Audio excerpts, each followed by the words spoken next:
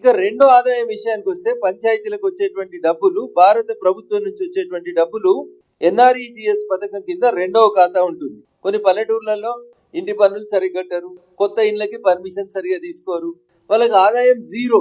అట్లాంటి జీరో ఆదాయం ఉన్నటువంటి పంచాయతీ సర్పంచులకి పైసలు ఎక్కడికి వెళ్ళి వస్తాయంటే ఇగో ఈ 15th ఫైనాన్స్ కమిషన్ నిధులే ఆ పంచాయతీలకు జీవనాధారం, జీవధార తప్ప ఇంకొకటి కాదు. దీంట్లో రాష్ట్ర ప్రభుత్వం వాటా జీరో.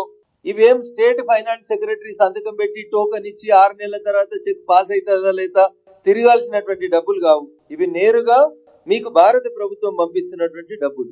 రెండవ అకౌంట్ ఎంజీఎన్ఆర్ఈజిఎస్ అకౌంట్, గ్రామ పంచాయతీ సర్పంచ్ గారి కంట్రోల్లో ఉండేటువంటి రెండో అకౌంట్. మార్చి 31 తోటి ముగియనున్న ఈ ఆర్థిక సంవత్సరానికి భారత ప్రభుత్వం ఎంజీఎన్ఆర్ఈజిఎస్ పథకం కింద 1250 కోట్ల రూపాయలు తెలంగాణ ప్రభుత్వానికి విడుదల చేసింది. గత 9 నెలల నుంచి ఈ 1250 కోట్ల రూపాయలు ఎంజీఎన్ఆర్ఈజిఎస్ కింద రాష్ట్ర ప్రభుత్వానికి వస్తే 9 నెలలలో ఈ రాష్ట్ర ప్రభుత్వం పెట్టిన ఖర్చు ఎంత అంటే కేవలం 250 కోట్లు ఖర్చు పెట్టింది. ఇంకా 1000 కోట్ల రూపాయలు అక్కడే పడి ఉన్నాయి. వాటిని ఎట్లా ఖర్చు పెట్టాలో ఈ కాంగ్రెస్ ప్రభుత్వానికి అర్థమైతలేదు.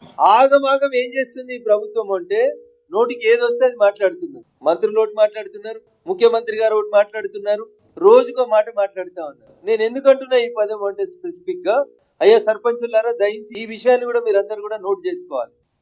భారత ప్రభుత్వం ఎంజీఎన్ఆర్ఈజిఎస్ పథకం కింద 2 రకాలైనటువంటి ఆలోచన చేస్తా ఉంది. ఒకటి ఊరికి ఉపయోగపడేటువంటి కమ్యూనిటీ డెవలప్మెంట్ యాక్టివిటీస్ ఒకటైతే, 2 వ్యక్తుల ఆర్థిక స్తోమత పెరగడానికి ఉపయోగపడేటువంటి పథకాలు రెండో రకమైనటువంటి పథకాలు. మొదటి పథకం కింద ఊరందరికీ ఉపయోగపడేటువంటి పథకం కింద ఎంజీఎన్ఆర్ఈజిఎస్ కింద మీ పంచాయతీలో గ్రామ పంచాయతీ భవనము లేకపోతే 20 లక్షల రూపాయలు ఎంజీఎన్ఆర్ఈజిఎస్ కింద మీ ఊర్లో గ్రామ పంచాయతీ బిల్డింగ్ కట్టుకోవడానికి ఇస్తుంది భారత ప్రభుత్వం.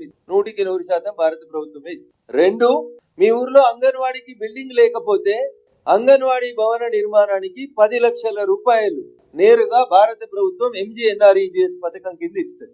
3, వివో భవనాల నిర్మాణం అని కొత్తగా ప్రభుత్వం, అంటే ఊర్లలో మహిళా సమాఖ్య భవనాలు అంటారు.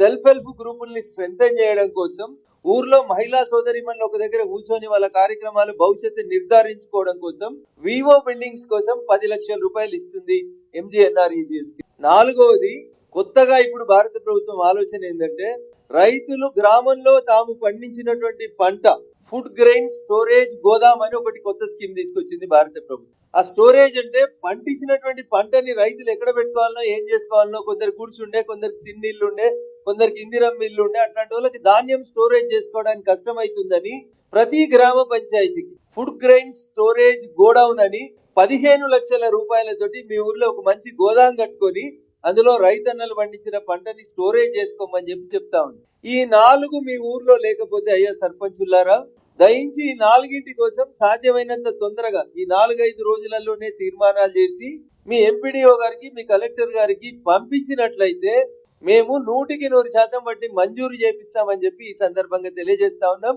ఈ పైసలు కూడా ఎంజీఎన్ఆర్ఈజిఎస్ పథకం కింద భారత ప్రభుత్వం ఇస్తున్నటువంటి పైసలే.